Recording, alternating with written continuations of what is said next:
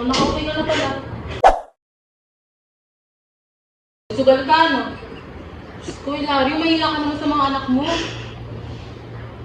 Manahimik ka nga. Alam mo, walang magagawa yung mga anak mo. Naubos ko na yung pera natin sa sugal, no? Mahalas naman, no? Piste talaga eh. Ano ka ba naman, Hilario? Yung pera rin nakalaan na yung para sa gastusin at baon ng mga anak mo. Ngayon, saan na tayo kukuha ng pambayad, ha? Panggastos? Ewan ko sa'yo, KJ mo talaga eh.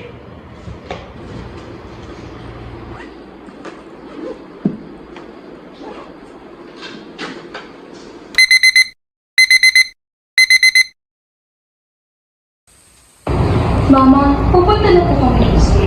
Manghihingi po sana kami ba? Naubos na po kasi yung tinitipipaan ng yung kasi. Ayun po, alam ko na tuwala para sa ang bagay mo sa kuya. Naka, pasensya na, wala na kasi yung matipid eh.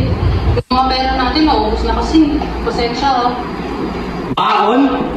Magsitigil nga kayo. Sayang na ang pera eh. Umalis na nga kayo. Hoy, manahimik ka nga. Tingin mo mga anak ko. Yan. Bahala kayo dyan.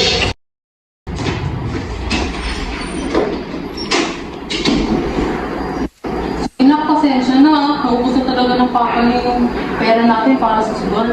Hindi ba na po, makahanap na lang po ako ng paraan para magkaroon ng ganito na Ako rin po, ma.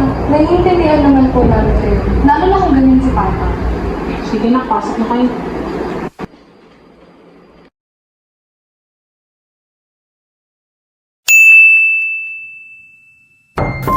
Ang kakapusan ay kalagayan kung saan ang pinagkukunang yaman ay limitado lamang, kaya't ang solusyon dito ay matalinong paglalaan at paggamit ng yaman upang matugunan ang pangangailangan ng lahat.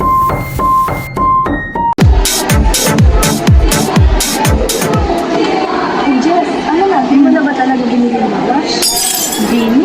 Hala, bakit hindi? Sayang naman, dapat binili mo na. Ano nga? Cellphone naman, sabi mo nga ako, di ba matagal mo na humili? Kahapon sinasabihan niyo ako na huwag ko bilhin kasi may ambagan pa tayo para sa project. Tapos ngayon naman sasabihin niyo sayang. Biro lang eh. Ano ka ba naman? Nangaasar lang kami. Kawawa ka naman kasi. Parang gusto mo na talaga bilhin yung blush kahapon. Yung mukha mo nun, parang inaapi ka na ng mundo kasi ayaw ng mundo na mabili mo yun.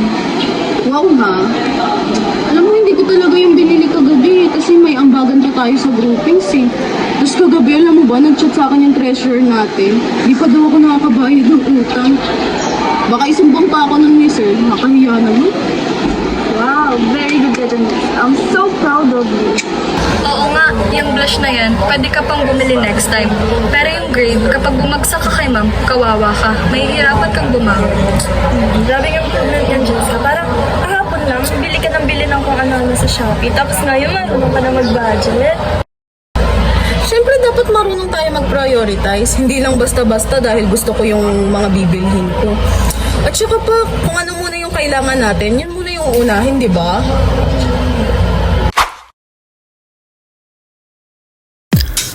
Ang matalinong pagdedesisyon ay pagpili ng pinakamainam na gamit ng yaman, kaya't dapat timbangin ang gastos at benepisyo bago pumili.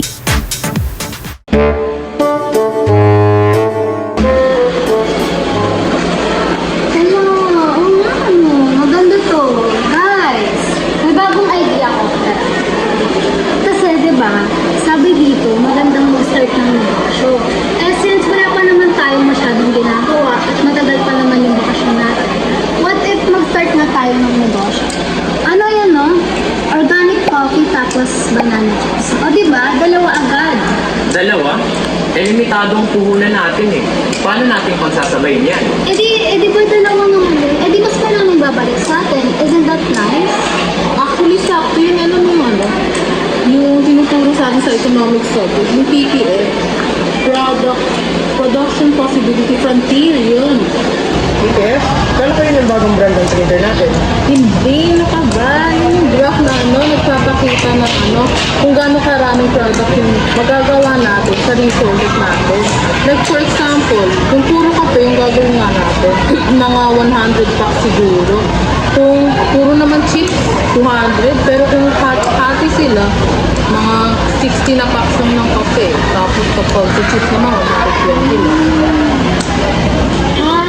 So meaning ba nun, kapag nag-focus lang tayo sa isang product, like if coffee lang, and then if chips lang yung gagawin natin, mas marami tayong mapupulis na product. Oo, pero kung gusto natin ng variety, kailangan natin tanggapin na may trade-off. Hindi pwedeng lahat sabay-sabay. Parang sa love life, kung mag-focus ka sa isa, hindi mo pwedeng nilawan lahat. Okay. So baka pwede muna tayong mag-survey para makuha natin yung PPF and makapag-isip muna tayo kung ano bang product yung pinakapatok. Ayos! Basta siguraduhin natin magagamit natin lahat ng resources natin ng maayos, ha? Oo, wag sobra, wag kulang. Dapat tama lang para sulit ang gawa.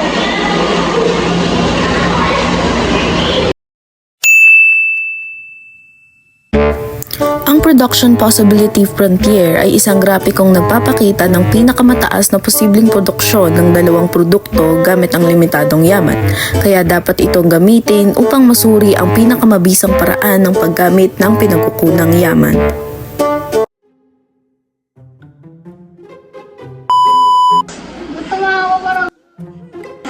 Pinipigilan ko nga! Si Kim kasi! Go! Hello! Ganda nito! Guys! May...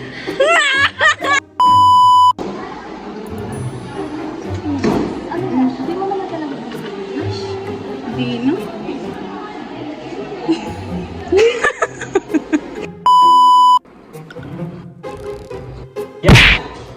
Bahala kayo dyan.